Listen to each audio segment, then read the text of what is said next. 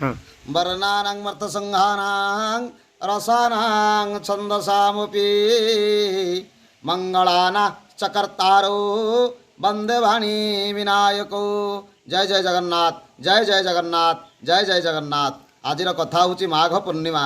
ये माघ पूर्णिमार महात्म्य एक अपूर्व महात्म्य रही। आपण मैंने जानिथिबे ये माघ मासर पूर्णिमा दिन सर्व पूर्णांग होता है, जीवर पूर्णांग लाभ होता है एवं अग्नि उत्सव मध्य पालन करा जाए। ये अग्नि उत्सव प्रथम कथा माघ मकर गत ये मकर मासरे सूर्यंकर उत्तरायण दक्षिणायण उत्तरायणर गति हेले सूर्यंकर आलोकित प्रकटित होता है। तेणु त्रिबीजर कथा एवं सूर्य गोटे है अग्नि गोटे है चंद्र ये हेले त्रितापर नाशक आध्यात्मिक आदि भौतिक आदि दैविक त्रिदोष नाश करता है। प्रथम हूँ सूर्यंकर दक्षिणायण सूर्यर उताप अत्यधिक होता है। तत्परे अग्नि को पूजा करा जाए। अग्नि ज्योति ज्योतिरग्नि सूर्य ज्योति ज्योति सूर्य।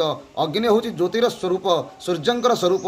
अग्निदेव को शांत करने अग्नि पंचमहाभूत भितर पृथ्वी आप तेज वायु व्याम आकाश ये पंचमहाभूत भितर अग्नि हूँ एक देवता जो अग्नि समग्र विश्व को आह्लादित करती आलोकित करती एवं आम भितर जो क्रोध रूपक अग्नि अच्छी अग्नि शिखई दौची रे भक्त तू प्रथम तो भीतर संयमता रख तोर क्रोध रूपक अग्नि की नाश करने अग्नि उत्सव अग्नि को समर्पित करदे तो क्रोध रूपक अग्नि समस्त कलमुष विध्वंस हो विध्वंस भितर ये अग्नि हूँ देवता ये स्वयं ज्योतिर्मुख ये स्वयं परम ब्रह्म ये परमेश्वर ये परम ज्योति ये परम ब्रह्म परम धाम पवित्र परम महन पुरुष स्वातस दिव्यं आदिदेव मजंग विभु ये अग्नि होती स्वयं नारायण स्वरूप।